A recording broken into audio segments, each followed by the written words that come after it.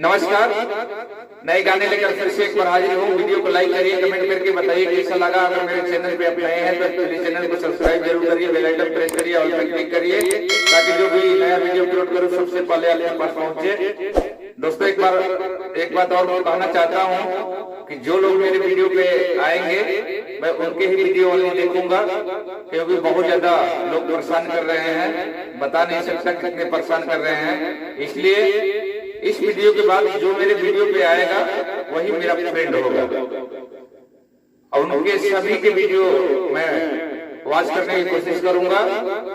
आइए सुनते हैं, होली का गीत है, भोजपुरी में कैसे है। देवर घरे नाम भतार बहरे बा यार के का तू बनवलू रंग कैसे लगवलू, रंग कैसे लगवलू, भइलू अधीर बात बाटे गंभीर, देहिया के नौस से नौस तुरवलू, रंग कैसे लगवलू, रंग कैसे लगवलू। खेललू तू खेला लगी अब किंतु कवनो हर होली में उठेल नदी भौजी कैसे के लागल रंग चोली में, सर्कल बसाड़ दही बाटे उघारी, चोली के बात खोलवलू, रंग कैसे लगवलू, रंग कैसे लगवलू, भइलू अधीर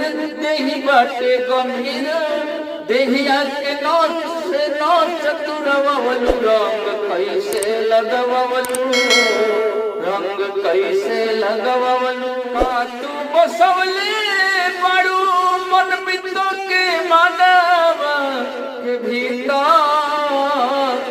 अरे बुझ गई बात भौजी पढ़न ढेर तू छहिदा, मुस्की में तोहरा राजा छुपल बा, कहाँ कहाँ डलवलू, रंग कैसे लगवलू, रंग कैसे लगवलू। देवर घरे ना भतार बहरे बा यार के का तू बोलवलू, रंग कैसे लगवलू, रंग कैसे लगवलू, भइलू अधीर बाटे गंभीर, देहिया के नौस से नौस तुरवलू, रंग कैसे लगवलू, रंग कैसे लगवलू। नमस्कार।